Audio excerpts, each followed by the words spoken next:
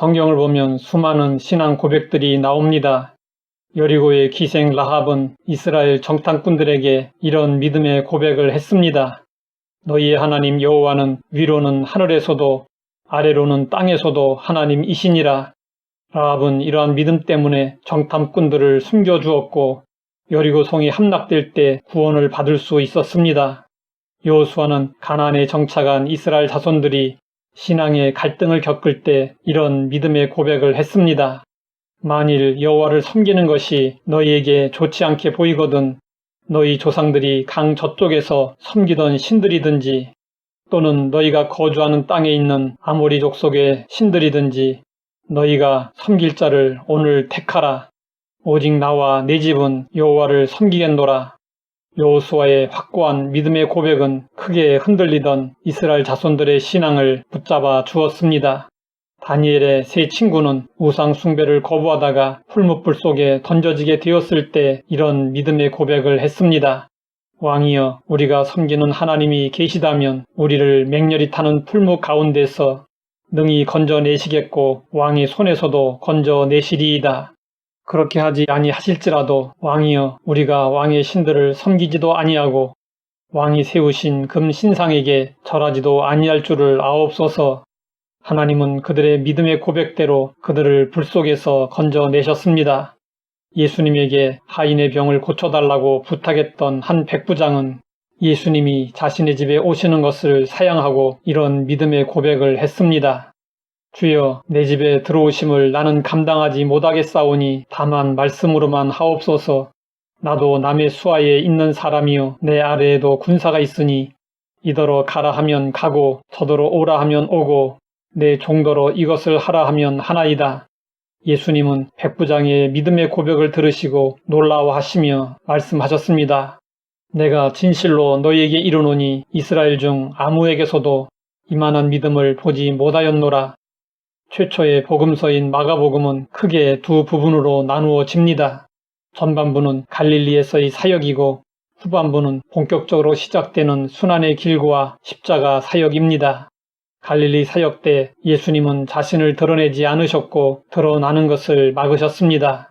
그러면서 예수님은 병든 자를 고쳐주시고 귀신을 쫓아내셨습니다. 그리고 수많은 기적을 행하셨고 오병이어로 5,000명을 먹이기도 하셨습니다. 예수님은 이러한 사역을 통해 자신이 누구인지 보여주셨습니다. 예수님은 공생애의 절정에 이르렀을 때 제자들의 믿음을 점검하셨습니다. 예수님은 먼저 사람들이 자신을 누구라고 생각하느냐라고 물으셨습니다. 제자들은 사람들이 예수님을 세례 요한, 엘리야, 예레미야, 선지자 중에 한 사람으로 생각한다고 대답했습니다. 사람들은 예수님이 행하신 기적들을 보고도 메시아로 여기지 않았습니다. 왜 그랬을까요? 바리새인들을 비롯한 당시 유대인들이 기대하던 메시아의 모습이 예수님에게 없었기 때문이었습니다. 유대인들이 생각하는 메시아는 자신들을 로마로부터 해방시키고 나라를 새롭게 하는 정치적인 메시아, 군사적인 메시아였습니다. 그동안 예수님이 많은 표적을 보이셨습니다.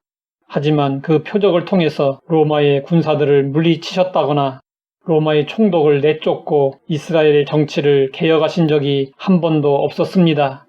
그렇기 때문에 사람들은 예수님을 메시아가 아니라 메시아를 맞이하도록 준비시키는 분 정도로 이해했습니다. 예수님은 제자들에게 물으셨습니다. 너희는 나를 누구라 하느냐? 이때 베드로는 이렇게 대답했습니다. 주는 그리스도 신이이다. 베드로 입에서 그리스도 즉 메시아라는 고백이 나왔습니다. 예수님은 베드로의 신앙 고백을 들으시고 비로소 자신이 고난을 받고 장로들과 대제사장들과 서기관들에게 버림받아 죽임을 당하고 사흘 만에 살아나야 할 것을 말씀하셨습니다. 베드로의 신앙 고백은 예수님의 공생애의 전환점이 되었습니다. 예수님은 베드로의 신앙 고백을 교회의 주춧돌로 삼으셨습니다.